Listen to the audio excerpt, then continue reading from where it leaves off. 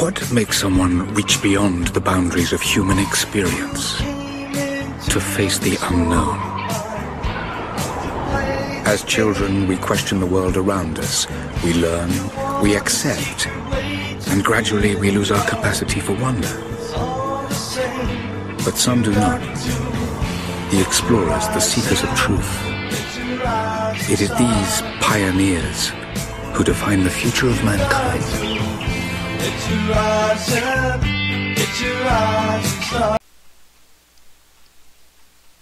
Hello everyone, I'm your host Bill Peters here in this newest edition of The Slice. We're going to check out a book that's one of the members here in the HAA Theory group turned me on to. I thought I'd read it, which I did, and then tell you my thoughts on the Dragon People. It's a tracking of a bloodline that started with the Picts, which became the people who predated the Sumerians. And as such, they talk about a lot of the stuff that we talk about. So let's get started with the book review, and let's learn a little bit more about this bloodline of the dragon. Okay, folks, so we're talking about a work by Nicholas de Vere. He wrote The Dragon Legacy, The Secret History of an Ancient Bloodline. I'm going to go over quite a bit of this, but I'll also upload the PDF file into our files section here at facebook.com/groups/AA Theory, all one word, THEORY. And this was originally published in 1985, and it is basically the secret history of an ancient bloodline. So to start things off, I guess the best way is to look at the beginning. Now, I'm not necessarily a believer in this particular outlook because it doesn't go back as far as I would have started, but let's start with the Imperial and Royal Dragon Court of the Dragon's Sovereignty. And this is information that came out around 1408. The Imperial and Royal Dragon Court of the Dragon Sovereignty intends to continue to publish individual aspects of its history, along with references to the classical folklore and mythic customs of Europe and Asia, which are directly linked to the dragon tradition. Now, readers of this work will find the given details sufficient to cement the facts pertaining to the dragon peoples, the dragon sovereignty, and its court. Now, you have to remember that this is the original bloodline of leaders, well, pretty much all over Europe and Africa. This line of people were red-headed and contained were pretty ruthless at times, most of the time. But this is the dragon. It comes from the Sumerian dragon kings of Anu and the Egyptian dragon dynasty of Sobek, on the other hand. The latter strain included the bloodline of the Davidic house of Judah, who married into the descent of the Merovingian kings of the Franks. Now, Emperor Sigismund was a son of the House of Luxembourg. So this is around 1410 or so. And the dynasty flagrantly altered their genealogy in order to be able to claim a fraudulent descent from this dragon dynasty. So it is from this descent, and upon her British later Angier's Dragon Court that Sigismund claimed the right to base Societas Draconis as a bloodline continuation of this ancient, prehistoric, anti-Christian, pre-Catholic British elven institution. And there's a lot of genealogy in the book.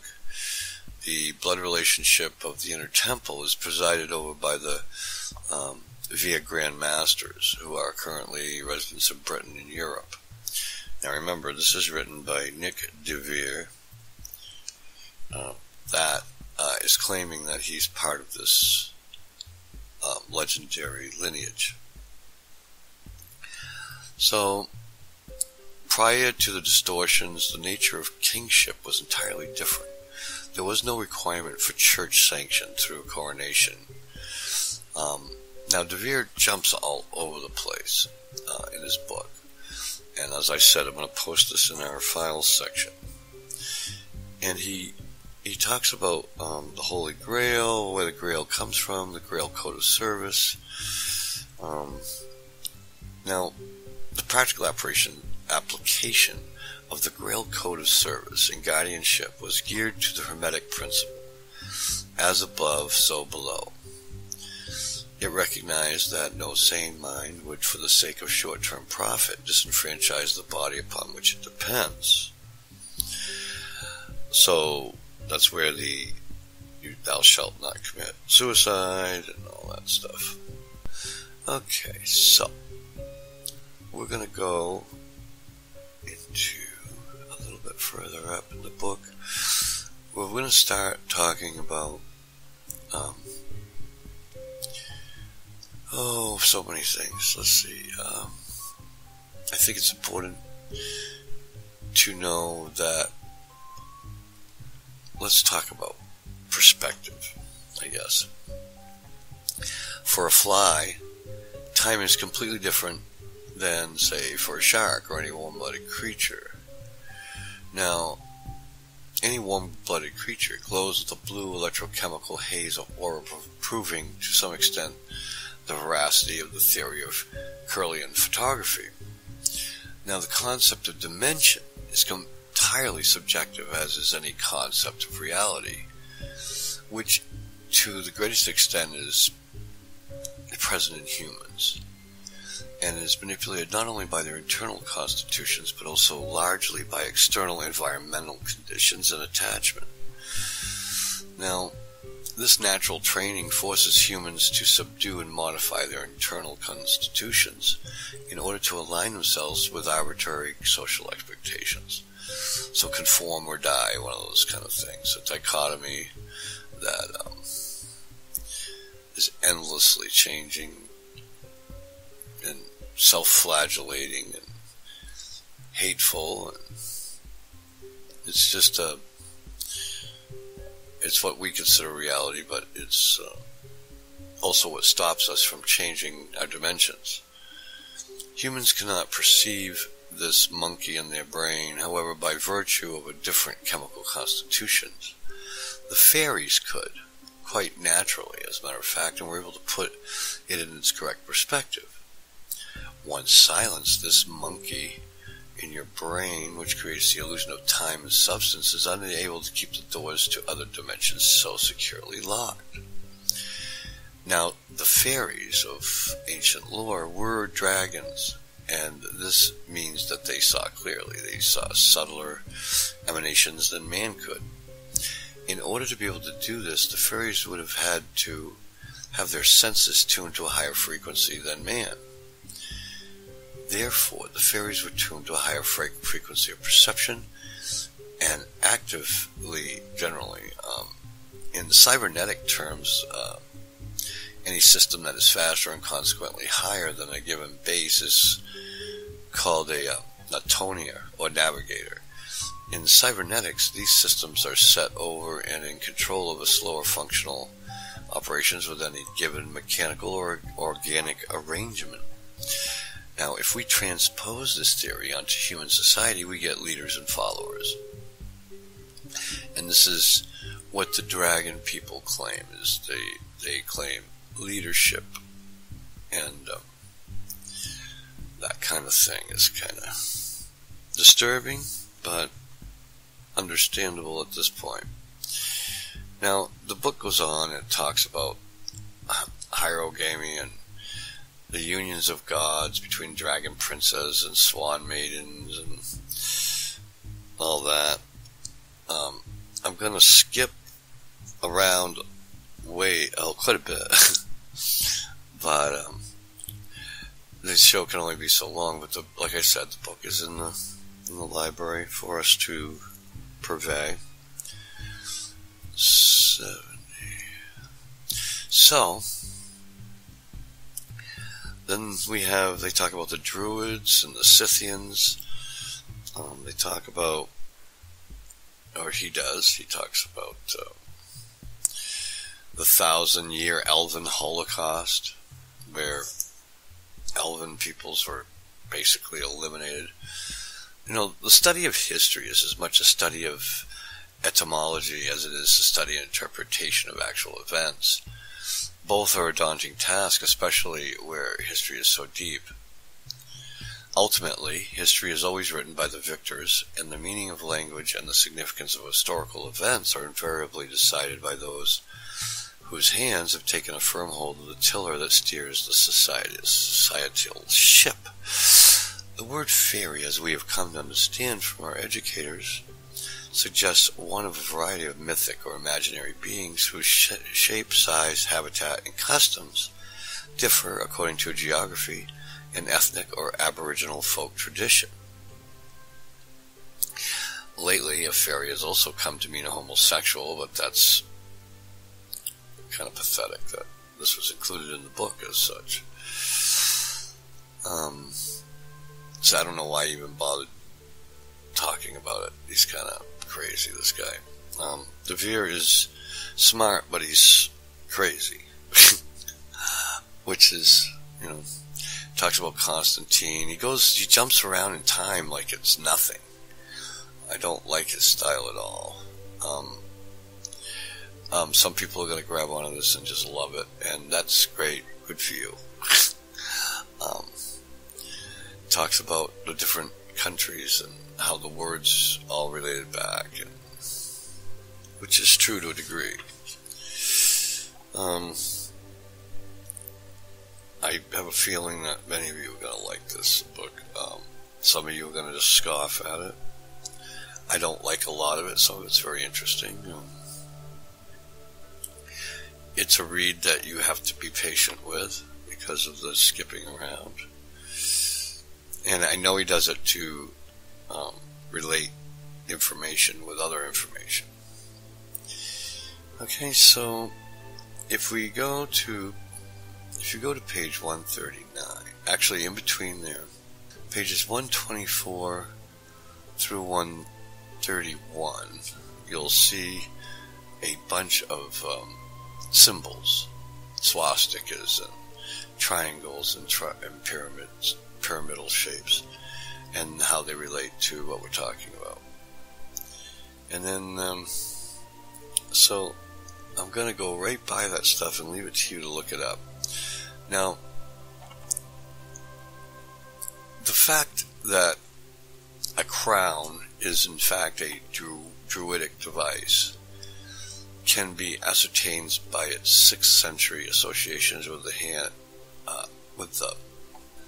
hard Luanth hen. Now, one might recall that Melusine was a mermaid, half fish and half woman, and that Mer is the Egyptian hieroglyph which, shaped like a square spiral maze, denotes water and irrigation. As an elf maiden, she would have been the ritual quarry of the wild hunt, and thus a fish for the fish trap, a blood offering for the Vere king. It appears, therefore, that the maze is the bower of the Virgin, and indeed some mazes have been named just that, maiden bowers. The symbol of Virgo, the M with a fish appended, denoting the virgin vulva and womb, is also pertinent here. And so we go on and we talk about the cubic stone is the Laia Fail, the emerald tablet, and it talks about the vulva of Venus. Okay, so the number 14, as we've seen, is a strong component of the dimensions of Charles' Charts of Maze, which is 42 feet in diameter, being 3 feet by 14 feet. The radius of the maze is 21 feet, which is 3 times 7, representing the 3 follow weeks of the menstrual cycle. You see how this all goes back to sex for some reason. The 14 children, 7 virgins and 7 youths, sacrificed as Gnosis, represent 2 one-week periods each. One of these, there are symbolically at least 21 of each in the terrestrial year, which as 7 plus 7 plus 7 and 2 plus 1 times 3 connects the labyrinth story once more to the triple goddess and Persephone. Now, I feel that De Vere stuck to the European model far too much, and he didn't look at the whole world model, which is prejudicial in my book. In addition, on page 162, you'll find the description of the piercing of the tongue. Now, this is seen in medieval pictures of demons, which was probably inspired by the dragon warriors. Now, they selected, captured, and condemned the souls of the damned. This is directly related to the symbol of the tongue as the lingam, the utterer of the word of law, fate, and spirit, or Ka. And so black warriors and the female judge bards whose word was law, whose spells were fatal in the proper sense, to be struck by one of these meant certain damnation after life with no chance of avoiding the inevitable. So it goes on and on and on about that. It's very interesting stuff, really. I just don't have time to go over it all. So, I'm going to skip far ahead, and they talk about the fates and the 3 aspects and why it would be 3 aspects. On and on. And so, the Rose of Sharon. That's the Song of Solomon. And it goes into that, and the Holy Grail. 199 says, the hierarchy of heaven. Now, the identification of the gods is a problem. Some mistakes have been made in the past when people tried to cross-match the pantheons of contemporary civilizations. For example, the Egyptian goddess Hathor became identified with the Roman goddess Venus, and so on.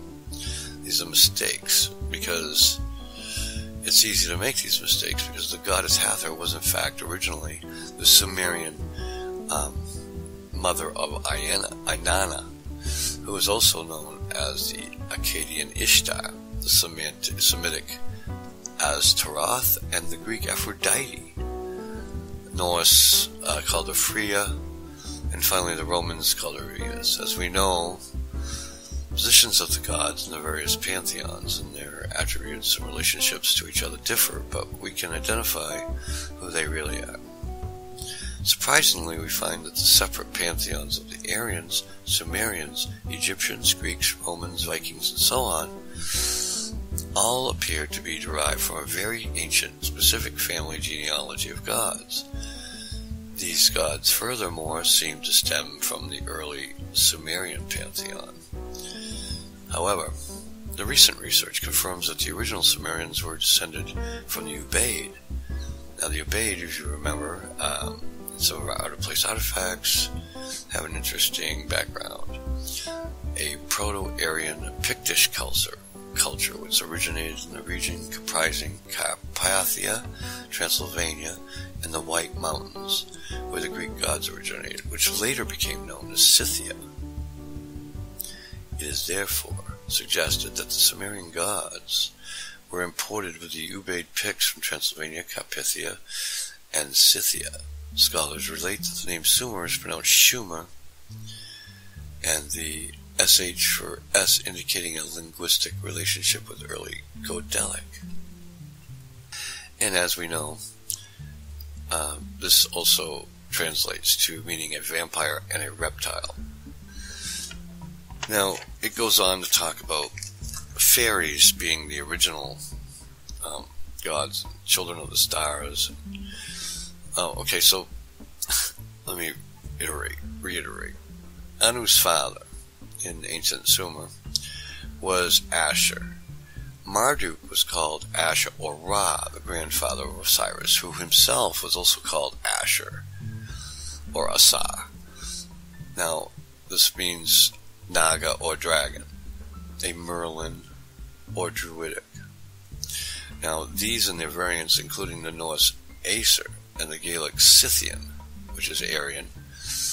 Adon means he who sees, and Ashur means he who sees. So it's the same god. From segment 6 of an Assyrian clay tablet, formed as a disc of 8 segments copied from an earlier Sumerian original, this says all this. It explains this relationship.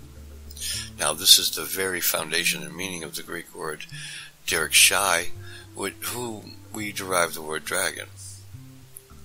In Aryan, Samiel or Ahura Mazda or Ashur, it is called Vastri or Tivastri, and the rumor has it that he, the elder brother, actually sired Indra, who was the pantheon, when the pantheon is streamlined, turns out to be Dias Pater. This has certain ramifications when converted into Sumerian, because Vastri, the fashioner, converts, as we have seen, into Enki Nidaman, the craftsman, whose brother isn't Nimrda, but Pater, or Enlil. Enlil from the Sumerian.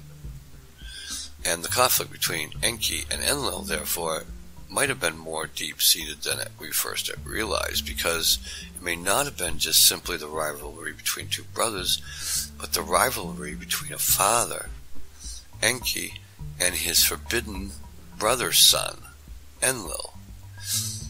So his brother's son would have been him having a child through his sister. Now, such a conflict was played out between Zeus and Kronos, who had led a rebellion of the Titans against Uranus, but also between Zeus and Prometheus. In Aryan, is called Devas, meaning the shining ones, and this is applied to members of both the Anunnaki and the later fairies who descended from them. So, fairies are said to have been children of the Anunnaki, or Anunnaki, as they're called. The Holy Grail and the lake represent the womb, the magic ring hidden in the lake. Now, okay, I gotta go back a little bit. From the Sumerian Chronicles, we learn that the children of Anu were the Anunnaki who decree the three fates. This means that they themselves were also the fates, or the fairies, the scale-armored leprechauns, the dragon kings. They appear in the Aryan Vedas alongside their divine companions and are referred to as the Nagas, who became the snake deities of India, who guard a submerged treasure, echoing the central theme of the Grail and Ring cycles. So, several thousand years after the contest between Typhon and Zeus, Typhon's fairy descendants, Ygraine, Morgana, and Melusine, were still portrayed in medieval church architecture with Typhon's wings and double-ended tail. So a depiction of Melusine with these physical attributes appears as a supporter in the arms of the imperial and royal house of Vir. So, in Typhon, as a dragon god, we remember Odin, who himself was often portrayed as a dragon or serpent. So, Yggdrasil, the world ash of the Norse, or the tree of life, tree of knowledge, We'll recall that the Trek's name means steed of Yag, or Odin, and was a goddess who performed the same functions as the Queen of Avalon. As a serpent, he is often seen entwined around the Aes trees, echoing the depiction of Samuel as the serpent entwined in Lilith's branches. So, as you can imagine, he gets much more in depth, and goes into the reality that Tolkien put in Lord of the Rings and that kind of thing.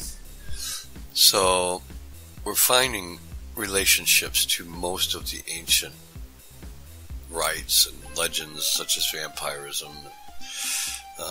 Interesting to note that the fairies had to drink their own blood, or the fairy blood, in order to maintain magical properties. If they, as time went on, they started being killed off. And what ended up happening is the fairies had to resort to drinking human blood. And this created a problem because their magic went away, and eventually they were eliminated completely. Or so they think. There could be still fairies around, but definitely not as powerful as once they were. So I'm almost done with this section. I'm going to just read a little bit about the witches and the goblins, pixies, sprites, and gnomes. Okay? So, hobgoblin is the name of one individual rather than pertaining to a class of sprites. So, the word Robin comes to the forefront, as in Robin Hood, Robin Smith, Robin the Magician, and Robin the Alchemist. Here too, the name Robin may also pertain to the bright flame of the smithy's forge. So, we've suggested that the fairies in pre-Christian history times were vampires by necessity and inclination, and fed purely on their blood of their own kind for magical reasons. But later on, following Christ's death, they were pushed into a corner. They fed on human blood, and the occurrences were frequent enough to become a major problem for incursive agriculturists in the second millennium. So they held the gnome in awe and as an object of fear. In order to cope with the danger of living in fairylands, which meant you could be killed and your blood drank, the response of the invaders were to belittle the beings, from once proud kings to a race who eventually became dietarily disadvantaged fugitives of the forest, and finally into ethereal pygmies that were harmless. Now, as the fairy populations in each region died out completely, the incomers were left with a memory to recall a small elusive folk who as time passed became smaller still in the mind's eye. So, hence the cute little Julia Roberts pixie. So, it goes on to talk about elementals and diminution, Phrygians and Scythians, tomb dwellers, shapeshifters, steel bras and winged hats of the Norse, the forest dwellers, the dualism with Christianity,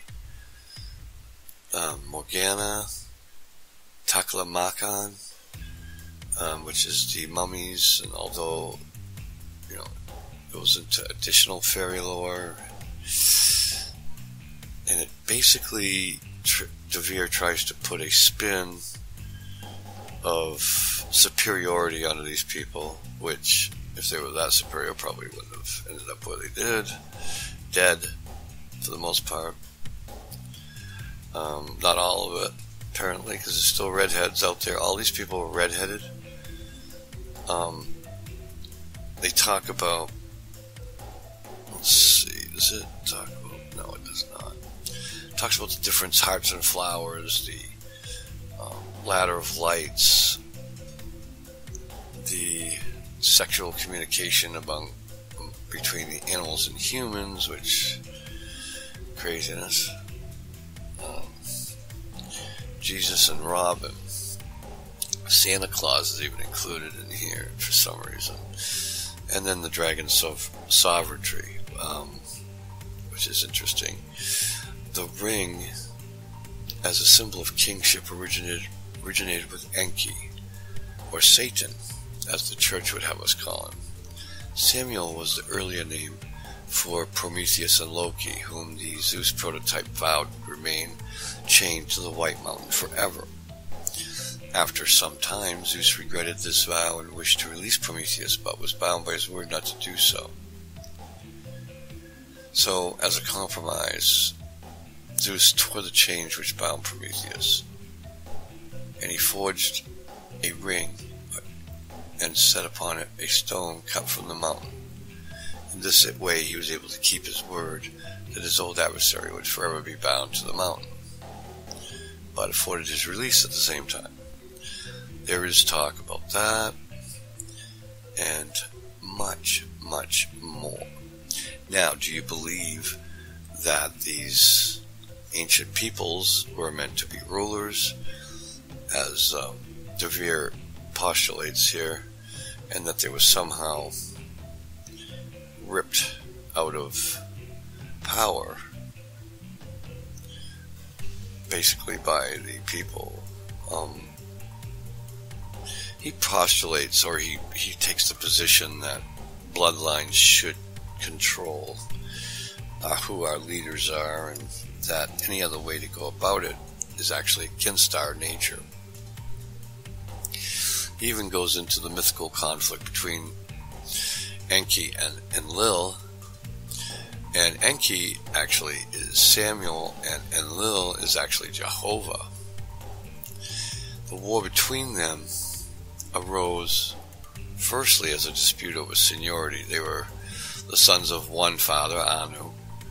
Enki was the younger son, and Enlil was the elder of the two sons, but was born to Anu's second or junior wife. Key. In Anunnaki culture, the female was the source of sovereignty, and by rights, Enki, or Samuel, who's Satan, was therefore the rightful heir to his father, Anu, king of the Anunnaki, or gods. Enlil disputed this claim and furthermore resented Enki's patronage and assistance of mankind, which is why the fallen down angels story became big, because they were teaching humans magic and such, and you can find that in the Book of Enoch. It's also in our library, and I'm going to be uploading this book, The Dragon Legacy, Secret History of an Ancient Bloodline. And obviously, the ancient bloodline stems from Anu and Enlil of the Sumerian bloodlines. That's at least what we are told in this book. Now, when this book came out, it was considered heresy. I mean, this was only in 1985, so it wasn't that long ago. But it's very interesting, and Prince Nicholas de Vere put it out in conjunction with Societas Draconis and Ordo Lapsit Exilis. He considers himself the sovereign Grand Master of the Imperial and Royal Dragon Court and Order of Dragon Sovereignty. So in other words, he's just trying to prove his point, but it is an interesting read, tying all kinds of ancient cultures together. Do I believe this? No. I do not buy into it for a minute. But one of our users has put it forward, and I told him I would do a show on this. And so I will post this book to the group. So I hope you enjoyed this show. I will follow up with another show on some abstract culture or abstract deal, and I think the next one, well, we'll see, but it'll be coming up pretty soon. So I hope you enjoyed this edition of The Slice. I'm your host, Bill Peters. Check out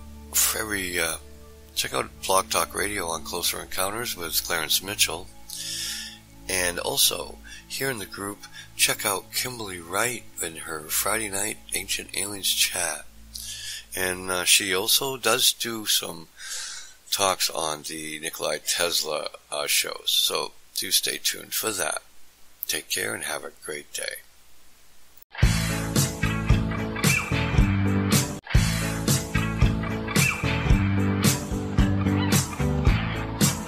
What makes someone reach beyond the boundaries of human experience to face the unknown?